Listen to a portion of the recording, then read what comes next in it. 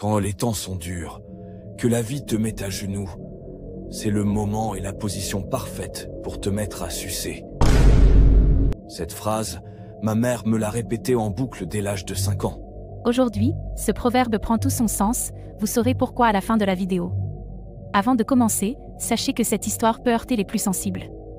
Si tu as peur du sang, que tu es sensible aux films d'horreur ou que tu t'appelles Benoît, n'hésite pas à quitter la vidéo.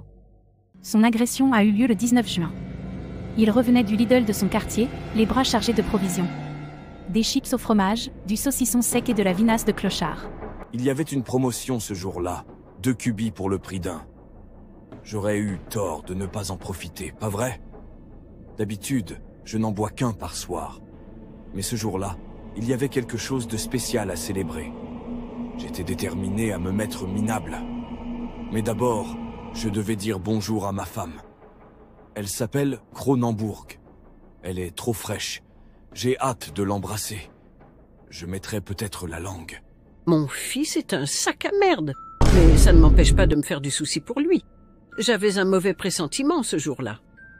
C'était les 20 ans de la disparition de son doudou, Teddy. Malgré son grand âge, je savais que la cicatrice était encore sensible. Il était 14 heures lorsque le vieux fils à sa maman rentra chez lui. D'habitude, il ferme toujours la porte à double tour, effrayé à l'idée qu'un intrus rentre chez lui et le surprenne en train de jouer à Juste Danse. Mais ce jour-là, il était tellement impatient à l'idée de se torpiller le caisson qu'il avait laissé les clés sur la porte sans la verrouiller. Je ne me suis même pas présenté. Je m'appelle Ben. Mais les enfants m'appellent Ben l'oncle Soul. Vous vous rappelez de moi? J'avais percé dans la musique. Le monde était à mes pieds. Aujourd'hui, les choses se sont détériorées, en particulier mon physique. Mais bon, on a tous le droit de se relâcher, pas vrai? Pendant l'heure qui suit, Ben termine son premier cubi de pinard tranquille, sans se presser. Complètement absorbé par des vidéos TikTok d'une débilité comparable à la sienne, Ben n'a même pas remarqué qu'un intrus s'est immiscé dans son appartement.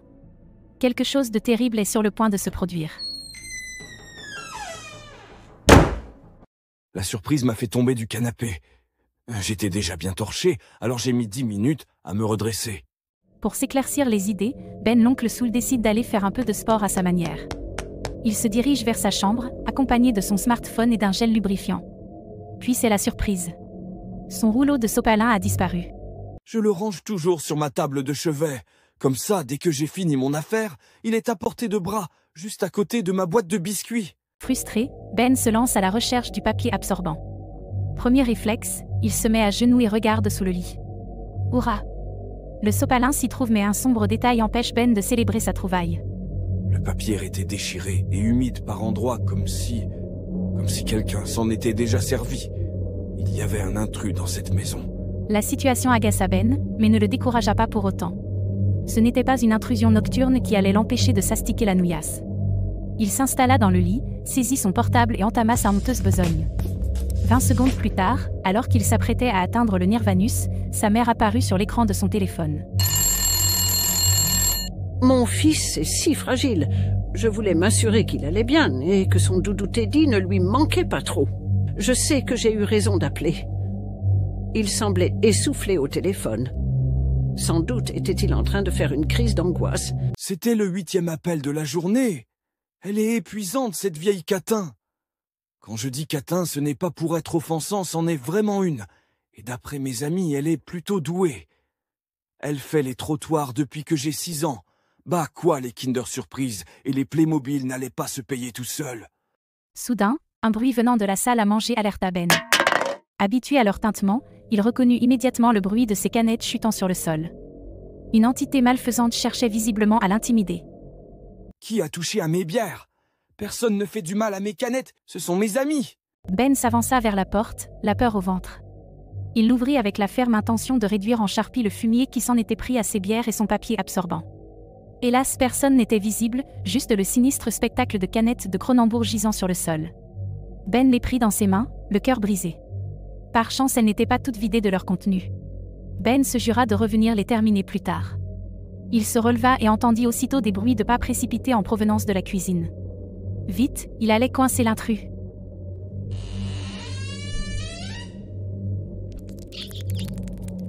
Il ne s'agissait en fait que d'un rat. Plutôt mignon en plus, je dois l'admettre. Il a dû être attiré par l'odeur de mon saucisson, ou par le cadavre qui pourrit dans mon sous-sol. Rassuré, Ben profita d'être dans la cuisine pour grignoter quelques paquets de chips au fromage. L'adrénaline lui avait donné faim. Puis il se dirigea vers sa chambre de manière à terminer ce qu'il avait commencé. Mais c'est alors qu'il vit, dans l'ombre de sa salle de bain, une forme humaine sombre et tenant un couteau de boucher. J'ai couru jusqu'à ma chambre, j'ai claqué la porte et me suis réfugié sous mon lit. Vu le bordel qui s'y trouvait, c'était une assez bonne cachette, mais je ne me faisais pas d'illusions. La mort était proche, et je n'avais même pas à me plaindre. Avec toutes les cuites que je m'étais prises et les excès de ma vie de débauche, je pouvais remercier le ciel de ne crever qu'à 40 balais. Qui me veut ainsi du mal? Encore quelqu'un avec qui je me suis mal comporté. La caissière du Lidl, promis la prochaine fois je dirai bonjour.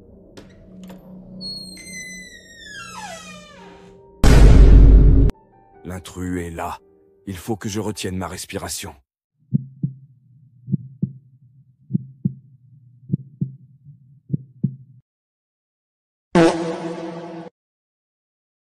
Oh non, encore un sale coup des chips au fromage.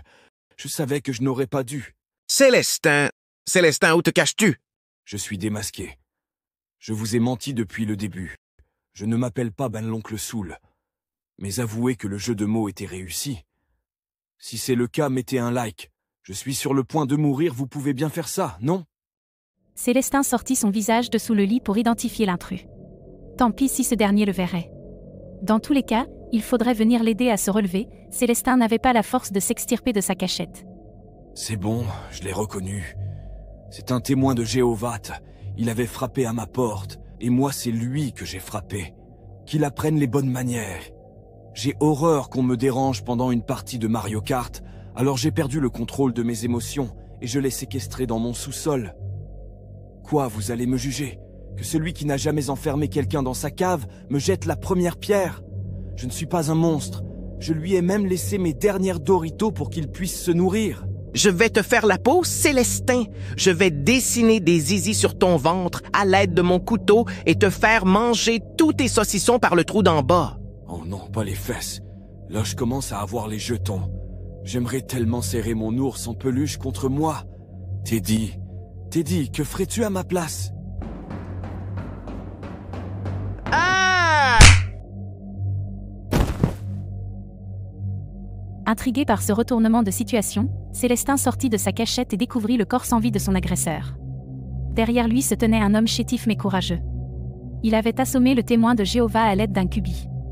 La vue du pinard galvanisa Célestin, au point de se relever. Après quelques gorgées bues à même le goulot, il invita l'homme à lui donner des explications. À la base, je voulais juste me payer une prostituée. Et puis la situation m'a échappé. Je faisais le tour de la gare, à la recherche du précieux sésame. Et c'est là que j'ai vu ta mère. Elle ressemble à une vieille chouette, mais tu sais comment c'est, frérot. J'étais tellement excité que j'aurais pu coucher avec une chèvre, sans vouloir manquer de respect à ta mère. Au moment de passer à l'acte avec ce client, j'ai eu une illumination. Son organe ressemblait à s'y méprendre au saucisson préféré de Célestin, et je me suis alors souvenu qu'il traversait une mauvaise passe ce jour-là. Les 20 ans de la disparition de son doudou Teddy. Moi, j'étais occupée. Je ne pouvais pas aller chez lui pour m'assurer qu'il aille bien. Alors j'ai demandé à un client d'y aller à ma place. Ta mère est bonne, mais c'est aussi une bonne mère. Elle m'a demandé de te rendre visite, car elle s'inquiétait pour toi. J'étais touché, mais j'ai refusé. Puis elle a ouvert son peignoir, m'a dévoilé sa poitrine proéminente, et maintenant me voici. Quelle histoire incroyable. C'était moins une. J'allais remercier l'inconnu, mais il était déjà loin. Sans doute maman allait le remercier à ma place. Je n'avais plus qu'à enterrer le cadavre et reprendre ma soirée là où je l'avais laissé. Mon cubi n'allait pas se vider tout seul.